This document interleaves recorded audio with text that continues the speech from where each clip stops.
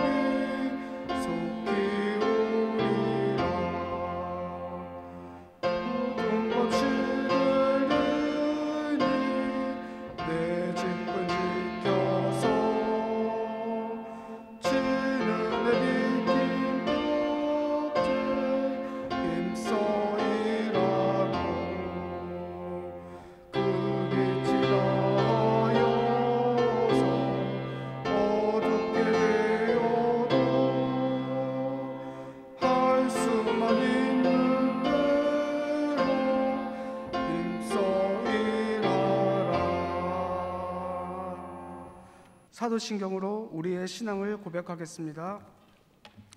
나는 전능하신 아버지 하나님 천지의 창조주를 믿습니다.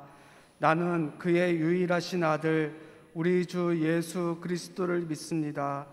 그는 성령으로 잉태되어 동정녀 마리아에게서 나시고 본디오 빌라도에게 고난을 받아 십자가에 못 박혀 죽으시고 장사된 지 사흘 만에 죽은 자 가운데서 다시 살아나셨으며 하늘에 오르시어 전능하신 아버지 하나님 우편에 앉아 계시다가 거기로부터 살아있는 자와 죽은 자를 심판하러 오십니다.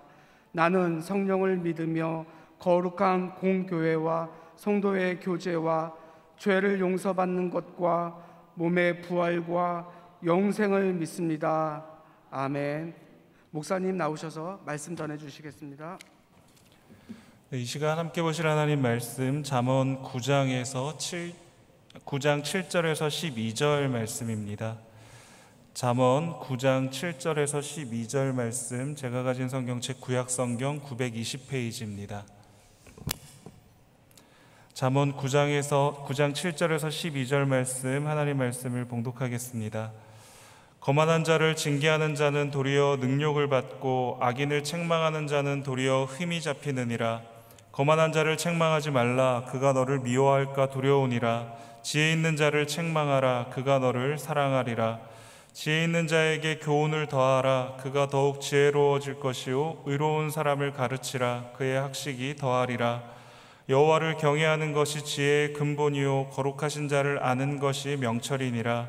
나 지혜로 말미암아 내 날이 많아질 것이요 내 생명의 해가 내게 더하리라. 내가 만일 지혜로우면 그 지혜가 내게 유익할 것이나 내가 만일 거만하면 너 홀로 해를 당하리라. 아멘. 잠언 1장에서 9장까지는 아버지가 아들에게 들려주는 교훈인데, 오늘 9장의 본문은 그 중에 마지막 교훈입니다. 특별히 오늘은 7절부터 12절까지의 말씀만 읽었는데 저희가 9장 전체에 있는 내용을 오늘 살펴보도록 하겠습니다. 여인으로 유인화된 지혜와 우매가 각각 자신들의 연회에 사람들을 초대하고 있는 내용이 오늘 본문에 있는 내용입니다. 우선 1절부터 6절까지에 있는 내용을 보시면 지혜의 여인이 그 마련한 연회의 사람들을 초대하고 있는 것을 보게 됩니다. 지혜는 7기둥으로 받쳐진 완벽한 집을 짓고 큰 연회를 베풀어서 사람을 초청하려고 하고 있습니다. 또 손님을 위해서 푸짐하고 아낌없는 음식과 마실 것을 준비합니다. 향신료를 섞어서 풍미를 높인 포도주와 고기는 잔치의 최상의 음식을 상징합니다. 최상의 잔치를 준비한 이 지혜는 여종들을 보내어서 성중 높은 곳에서 초대의 말을 외치게 해서 성 안의 모든 사람이 지혜를 얻을 그 기회를 지금 주고 있습니다. 지혜가 성의 높은 곳에서 모든 이에게 전파되는 이 사건은 하나님의 말씀이 높은 곳에 있는 성전에서 선포되어서 만국의 모든 사람들에게 전달되어지는 것을 또 우리들에게 상징해주고 있는 것이죠. 특히 지혜가 초청하는 손님은 지혜로운 사람들만을 초청하고 있는 것이 아니라 어리석고 분별력이 결여된 사람들이었습니다. 그러한 사람들에게 여종들을 보내어서 성 안의 가장 높은 곳에서 지혜의 그 마련한 잔치 자리에 오라라고 초대하고 있는 것이죠. 지혜는 그들에게 그 초대되어진 손님들에게 두 가지를 권고하고 있는데, 첫 번째는 5절에 있는 말씀입니다. 5절에 있는 말씀을 보시면 지혜가 베푼 연회에 와서 음식을 먹고 포도주를 마시라라고 권고하고 있습니다. 연회와 연회에서 제공되는 음식은 지혜가 사람에게 주는 유익과 선물의 상징적인 표현입니다. 지혜가 주는 유익인 것이죠. 지혜가 마련한 최상의 음식을 먹고 마신 자는 그 결과로 한순간의 배부름과 만족이 아닌 생명과 명철의 삶을 얻을 수 있다라고 말씀하고 있는 겁니다. 또 두 번째로 권고하고 있는 내용은 6절에 있는 내용인데요. 어리석음을 버리고 명철의 길을 걸으라라고 하는 이 권고의 내용입니다. 이 구절들이 말해주는 것처럼 어리석음을 버리면 지혜의 말을 붙잡고 지키게 되는 겁니다.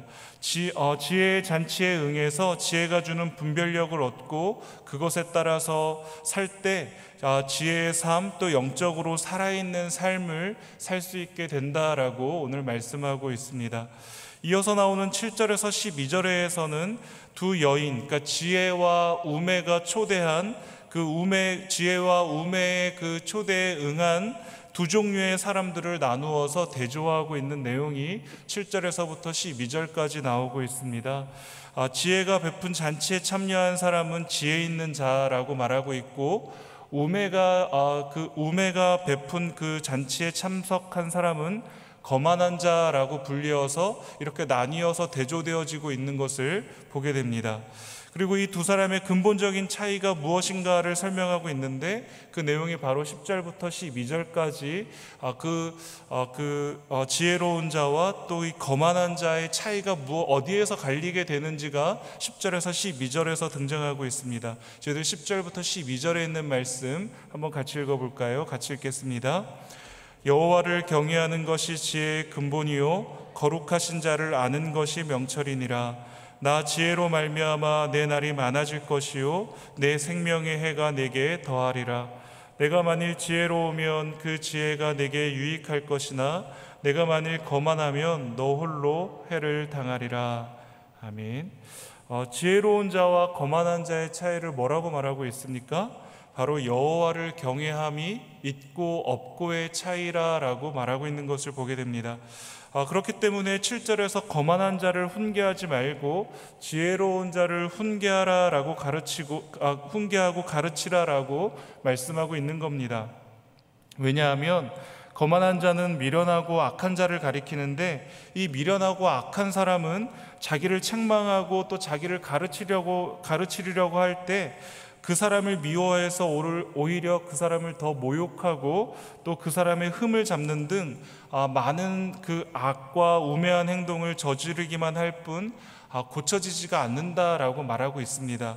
그러나 지혜롭고 의로운 사람은 자기를 훈계하는 목적이 자신에게 유익을 주기 위함이다라는 것을 알고 그 사람을 사랑하고 그의 교훈을 받아서 더 나은 판단력과 더 많은 배움을 얻는다라고 말하고 있습니다. 여러분, 그렇다면 지혜로운 자가 책망을 받아들이는 그 근본적인 원인은 어디에 있다라고 생각이 되십니까? 이 지혜로운 자는 자신의 잘못 또 자신의 허물을 누가 지적하고 책망할 때 그것을 받아들이는 근본적인 원인은 어디에 있을까요? 그것은 바로 그 사람의 삶에 여호와를 경외하는 것이 뿌리 박혀 있기 때문에 그렇습니다. 여러분, 10절에 있는 말씀을 다시 한번 보실까요? 여호와를 경외하는 것이 지혜의 근본이고 또 거룩하신 자를 아는 것이 명철이다라고 말씀하고 있습니다. 이 말씀은 여호와 경외가 지혜의 출발점이다라는 의미입니다. 여러분, 이것은 잠언 1장부터 9장까지 전체의 이 메시지의 핵심이기도 합니다. 여기서 여호와를 경외하는 것은 여러분 아시듯이 여호와를 아는 것을 의미합니다. 누차 말씀드리듯이 이 여호와를 안다라는 것은 지식적으로 아는 것뿐만이 아니라 그 대상과 관계를 맺음으로 교제를 함으로 인해서 그 대상을 더 잘 알아가는 것, 대상과 신뢰를 쌓아가는 것을 알아가는 것이다라고 말하고 있습니다. 인격적으로 안다라는 것을 의미하는 것이죠. 그렇기 때문에 우리가 하나님을 알기 이전에 이미 하나님께서 이미 우리를 알고 계셨다라는 것을 우리는 기억해야 할 필요가 있습니다. 저희들 시편 139편 1절에서 4절에 있는 말씀을 제가 한번 읽어드리겠습니다. 여호와여, 주께서 나를 살펴보셨으므로 나를 아시나이다. 주께서 내가 앉고 일어섬을 아시고 멀리서도 나의 생각을 밝히 아시오며 나의 모든 길과 내가 눕는 것을 살펴보셨으므로 나의 모든 행위를 익히 아시오니 여호와여, 내 혀의 말을 알지 못하는 것이 하나도 없으시니이다. 아멘. 이처럼 하나님은 우리 개개인의 마음과 생각과 말과 행동을 속속들이 다 알고 계시는 분이십니다. 하나님의 백성으로서 하나님과 개인적이고 그 친밀한 관계를 지속함으로써 우리는 하나님이 어떠한 분이시며 하나님이 무슨 일을 행하시는지, 우리에게 무엇을 원하시는지를 우리는 알게 되는 겁니다. 이미 우리에 대하여 다 알고 계시는 그 하나님과 우리가 교제를 해 나아감으로 인해서 나를 아시는 하나님이 나에게 무엇을 원하시는지, 나를 통해서 하나님의 뜻하신 바가 무엇인지를 우리도 또한 알아갈 수 있게 된다는 것입니다. 특히 성경이 하나님이 누구시며 어떠한 일을 행하시는지를 우리에게 잘 알려주시고 있습니다. 또한 하나님의 말씀은 하나님의 성품과 말과 행동이 일치함을 우리에게 알려주시고 있고, 또 하나님이 말씀하신 바를 하나님께서 다 이루셨으므로 하나님은 거룩하시고 신실하신 분이시다라는 것을 성경은 우리들에게 밝히 보여주고 있는 겁니다. 그러므로 사랑하는 성도 여러분, 신실하신 주님의 말씀과 명령은 우리가 삶에서 어떠한 방향으로 나아가야 될지를 우리들에게 인도해 주시는 매우 중요한, 또 매우 귀한 나침반과 같은 역할을 성경이 우리들에게 해주고 있는 겁니다. 여러분, 백두산 정상에서 동해바다와 서해바다로 흘러내리는 두 강이 있다는 것을 잘 아실 겁니다. 동쪽으로 흘러가는 물은 어느 강에서 나오는 물이죠? 두만강입니다. 그러면 서해바다가 되는 물은 어느 강에서 나오는 물일까요? 압록강이죠. 하늘에서 떨어진 빗물이 조금만 동쪽으로 흐르게 되면 두만강이 되는 것이고, 조금만 서쪽으로 떨어지게 되면 압록강이 되어서 서해바다로 흐르게 되는 것을 여러분 알게 됩니다. 처음에 생긴 이 지극한 사소한 차이, 어디에 떨어졌느냐에 따라서 동해바다가 될 수도 있고 서해바다가 될 수도 있는 겁니다. 여러분, 이처럼 지혜자의 삶과 어리석은 자의 삶이 바로 이러하다라고 할 수 있습니다. 처음 삶의 여정을 시작할 때는 아주 사소한 삶의 차이일 겁니다.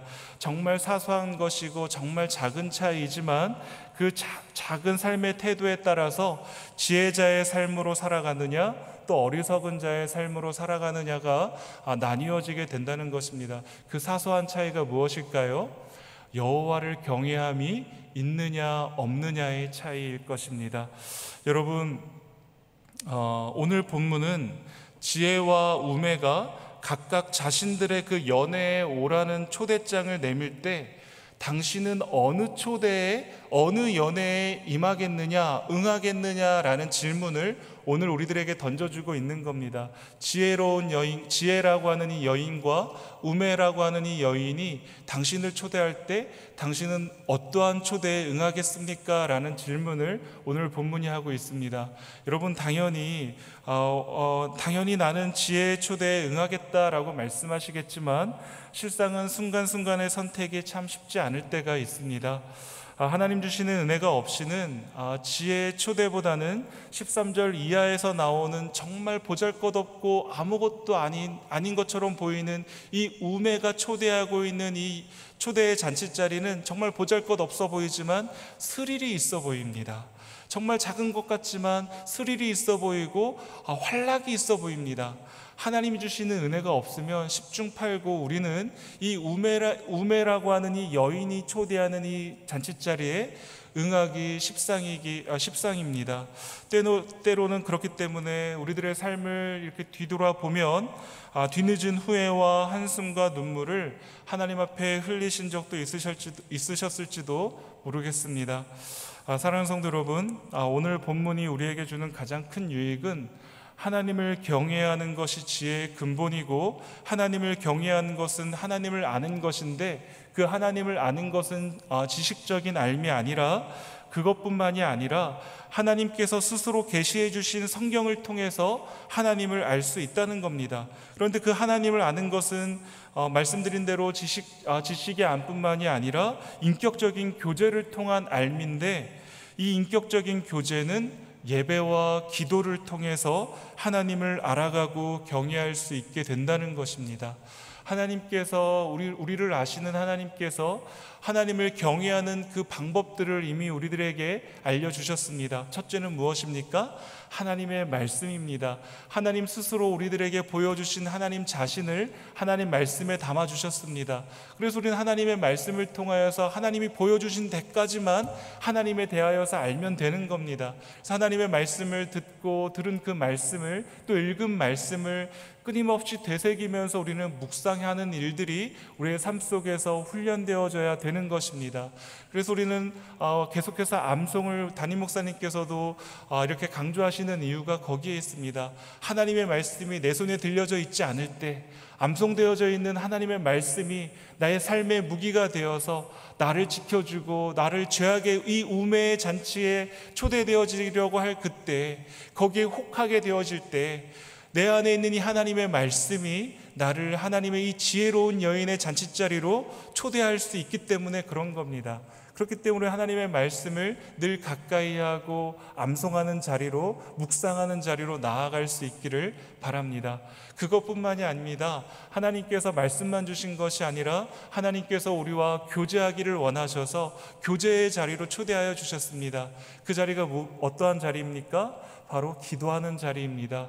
기도를 통해서 우리는 하나님께 나아갈 수 있습니다. 내 마음을 하나님 앞에 토설할 수 있습니다. 이 토설하는 가운데 하나님의 뜻이 무엇인지 하나님께서 우리에게 알려주시고 가르쳐 주십니다. 세밀하게 내 마음을 통해서 말씀해 주십니다. 그래서 내 생각이 틀렸음을 알려주시고 하나님의 말씀을 떠올려 주셔서 그 말씀 앞에서 내 자신을 쳐 복종하는 자리로 나아가게 하십니다. 또 무엇이 있습니까? 예배라고 하는 좋은 은혜의 방편을 우리에게 주셨습니다. 하나님께서 하늘의 신령한 복을 예배를 통하여서 우리의 심령 가운데 부어주십니다. 말씀을 통해서 부어주시지만 올려드리는 찬송을 통해서, 기도를 통해서, 내 정성이 들어간 헌물을 통하여서 하나님께서 내 마음을 받으시고 내 정성을 받으시고 내 정성을 아시는 주님께서 한량없으신 은혜로 내 심령 가운데 충만하신 은혜로 채워주시는 것을 우리는 경험합니다. 그래서 하나님의 말씀과 기도와 또 예배, 또 성찬을 통하여서 하나님께서는 우리에게 날마다 은혜를 통하여 하나님을 경외하는 자리로 초대하여 주시는 줄 믿으시기를 바랍니다. 사랑하는 성도 여러분, 우리는 이 아침에 기도의 자리에 나왔습니다. 하나님의 말씀을 붙들고 이 시간도 기도하시게 될 겁니다. 그러할 때 우리가 오늘도 삶을 살아가는 동안에 이 우매의 여인이 우리를 초대할 때가 있습니다. 우리를 끌어당기려고 할 때가 있습니다. 잡아 강권하려고 할 때가 있습니다. 그러할 때마다 거기에 걸려 넘어져서 그 잔치자리에서 우리의 인생을 허비하고 우리의 영혼이 좀 먹는 것과 같은 그러한 자리로 주저앉아 버릴 것이 아니라 그 모든 유혹을 뿌리치고 하나님의 말씀해 주시는 그 은혜를 따라 하나님을 경외하는 자의 삶을 살아가실 수 있는 저와 여러분들 다 되시기를 주님의 이름으로 축복합니다. 이 시간 다 같이 말씀을 붙들고 기도하겠습니다. 또한 우리 담임 목사님을 위해서 기도해 주실 때 한 주간의 모든 사역 가운데 목사님과 함께 해 주시기를 위해서 기도해 주시기를 부탁드립니다. 교회를 위하여서 기도해 주실 때 유년에서 노년에 이르기까지 하나님께서 한 사람 한 사람 강건하게 붙들어 주시기를 위해서 기도해 주시기를 부탁드립니다. 나라와 민족을 위하여, 우리 선교사님들과 환우들을 위하여, 또 개인의 기도의 제목을 붙들고 다 같이 기도하시다가 돌아가시도록 하겠습니다. 함께 기도하겠습니다.